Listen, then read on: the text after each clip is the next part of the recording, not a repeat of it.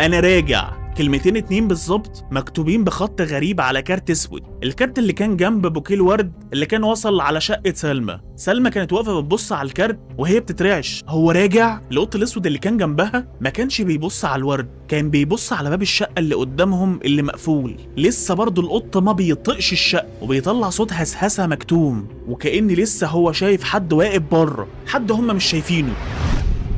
الرسالة دي فتحت أبواب جهنم تاني، باب كانوا فاكرينه اتقفل للأبد. بعد شهور من اختفاء الدجال فريد، حياة سلمى بدأت تتظبط شوية، بقت بتعرف تنام ورجعت لشغلها ورسمها، والقط الأسود حارسها ما بقاش بيفارقها لحظة. كانت حاسة بالأمان وهو جنبها، بس الأمان ده كان مزيف، لأنها ما بقتش سلمى القديمة، بقت بتشوف حاجات ما كانش ينفع إنها تشوفها قبل كده، بتشوف أطياف ناس في الشارع، تلمح خيالات في زوايا الأوضة بتاعتها. كانت بتحاول تتجاهل وتقنع نفسها إنها بتهلوس، بس القط ما كانش بيهلوس، كان بتشوف نفس اللي هي بتشوفه وكان بيستعد. سلمى مسكت الكارت بايد بتترعش، ما كانتش تعرف ان اللي بعت الرساله دي هو حد ابشع من فريد نفسه، حد هي فعلا هتكره حياتها بسببه. الخط ده مش خط فريد، قالها الشيخ وهو بيبص في الكارت بقلق، بس الشر اللي فيه هو نفس الطاقه السوداء. سلمى وامها كانوا قاعدين في بيتها المتواضع. يعني ايه يا شيخ؟ طب مين اللي بعته لو مش فريد؟ الشيخ بص لسلمى بصه طويله وسكت. فريد ما كانش لوحده، النوع ده من الدجالين بيبقوا زي التعابين، ليهم عيله، ولو قتلت تعبان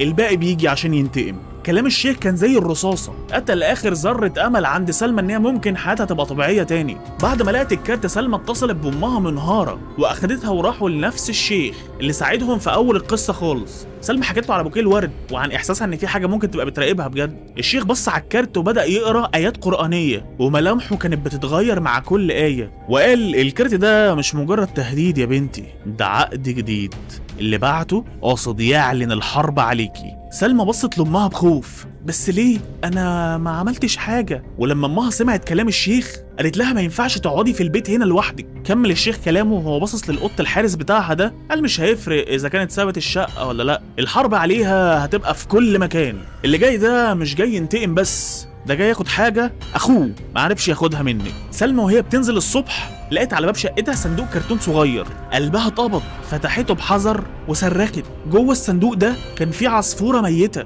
ورجل العصفور ده مربوطة بنفس شعر سلمى. دي كانت تاني رعب. الرعب ما بقاش مجرد إحساس، ده بقى واقع. الواقع ده بقى بيخبط على بابها كل يوم. بعد زيارة الشيخ ما بقتش بتخرج من الشقة إلا للضرورة القصوى، والقط ما بقاش بيفارقها، بس الهدايا المرعبة فضلت توصل مرة تانية في التالتة. يوم تلاقي مراية صغيرة مكسورة قدام باب الشقة، يوم تلاقي عروسة عينيها متشالة منها ومحطوط مكان العين دي مسامير. كل هدية كانت أوحش من اللي قبلها، كأن اللي جاي ينتقم ده بيمهد للي هيحصل. كانت بتبقى محطوطة الصبح، كأن اللي بيحطها عارف إنها بتصحى الصبح خايفة، وكان عارف إنها ما بتنامش بالليل، فكان لا عايز يهنيها على بالليل ولا صبح. كان في حد بيتلذذ بتعبها النفسي. خطوة بخطوة سلمى بلغت الشرطة، بس ما كانش في أي كاميرات على الطريق، والهدايا ما كانش عليها أي بصمات. القضية اتقفلت على أساس إن هي أعمال شغب وإزعاج، وسلمى كانت على وشك الانهيار، لحد ما في يوم شافت وش الشر الجديد بعينيها. صباح الخير، أنا جارتك الجديدة. سلمى لقت بابها بيخبط، فتحت الباب لقت ست أنيقة جدا لابسة لبس فظيع، شكلها راقي وبتبتسم ابتسامة ساحرة. أنا كاميليا، لسه ناقلة الشقة اللي قدام الجديد، الشقة دي أنا أجرتها من صاحب البيت امبارح. سلمى ارتبكت بس حاولت تبان طبيعية. قالت لها أهلا بحضرتك. القط نط من وراها، وقف بينها وبين كاميليا وهو بيكشر على أنيابه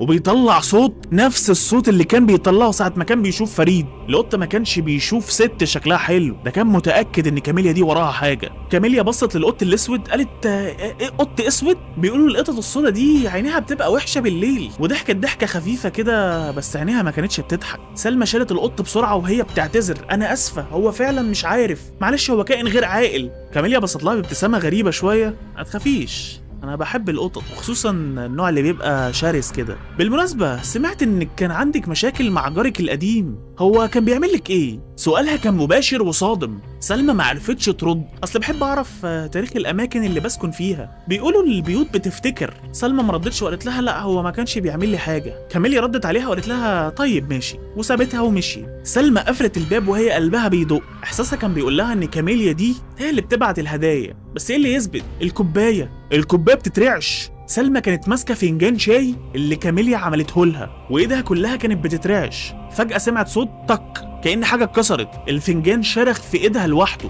والشاي السخن وقع على رجلها. كاميليا بصت لها بصة بريئة ومزيفة. يا حبيبتي يا سلامتك، يمكن الفنجان معيوب، معلش اصل هو انتيك، هجيب لك واحد غيره. بس سلمى شافت النظرة في عينيها انها بتعذبها نفسيا. دي ما كانتش زيارة عادية، ده كان مجرد اختبار قوي شوية. كاميليا كانت عزمت سلمى على الشاي قبلها بيوم بحجة انها تتعرف ونبقى اصحاب وكده يعني. اول ما سلمى دخلت حست في تقل في قلبها غير طبيعي. هي ما كانتش دخلت شقة فريد قبل كده غير بعد ما هرب منها، بس اول ما دخلت الشقة المرة دي حست بتقل غير عادي. القط فضل واقف ناحية شقة سلمى ومش عايز يهوب ناحية الشقة اللي قدامها ابدا. جوه الشقة كاميليا كانت لطيفة جدا، بس كانت بتسأل أسئلة غريبة عن القط وعن الشيخ وعن سلمى ليه خايفة كل ده، كأنها بتجمع معلومات. وقالت لها أنا آسفة يا سلمى إني بسأل كتير، بس أصلي خبيرة طاقة وحاسة إن في طاقة سلبية حواليكي، ممكن يبقى سببها القط ده. على فكرة القط ده طاقته قوية جدا، فجربي بعديه عنك شوية. لما الفنجان اتشرخ سلمى قامت وقفت وقالت لها معلش أنا آسفة لازم أمشي. وهي ماشية سمعت كاميليا بتقول بصوت واطي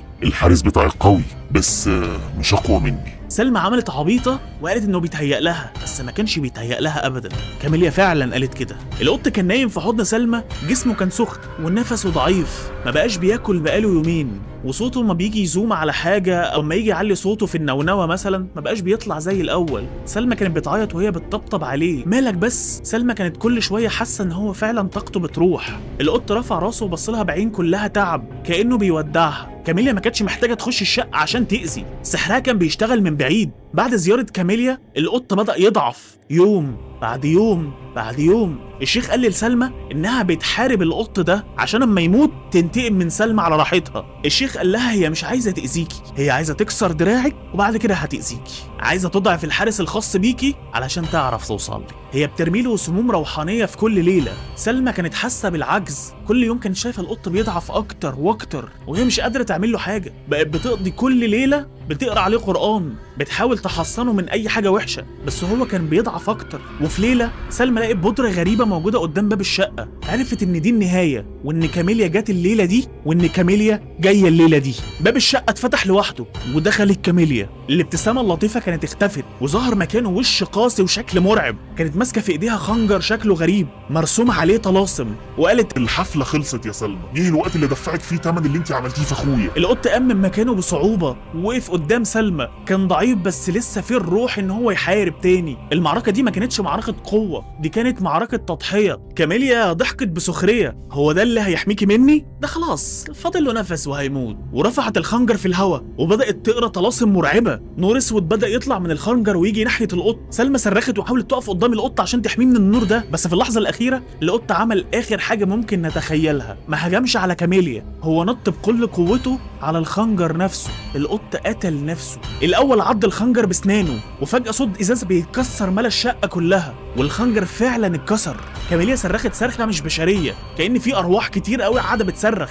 النور الاسود اللي كان طالع منها رجع دخل جوه الخنجر تاني. عينيها بدأت تتشال منها النني بتاعها وبقت بيضة، جسمها اتخشب ووقع على الارض. السحر فعلا اتقلب عليها، بس الانتصار ده كان ليه تمن غالي. القط وهو بيتعارك مع كاميليا والخنجر اللي كانت ماسكاه قصد انه يقتل نفسه، نزل على الخنجر بكل جسمه بدأ يترعش وعيونه بدأت تغمض. سلمى جريت عليه وحضنته وهي بتعيط. القط بص في عينيها لاخر مره، نظره حب ونظره الوداع الاخير، وبعدين مات بين ايديها. ما بقاش فاضل منه غير شويه ذكريات جميله وهما بيلعبوا سوا. كاميليا فضلت عايشه بس جسم من غير روح، محبوسه في عالم بين الحياه والموت، لان اتقبض عليها وخدت 25 سنه سجن. وسلمى ما بقتش سلمى، ما بقتش البنت الوحيده الخايفه، بقت حاسه كأن في قوه حواليها بتحميها، وبقت بتشوف العالم زي ما قطها كان بيشوفه، كله خير وسلام. بس الحاجه الجديده اللي فرقت ما بين سلمى بتاعت دلوقتي وسلمى بتاعت زمان، اللي هي عرفت ان في قوه خير وقوه شر، وكل واحد فينا لازم يختار القوه اللي هو عايز يبقى فيها.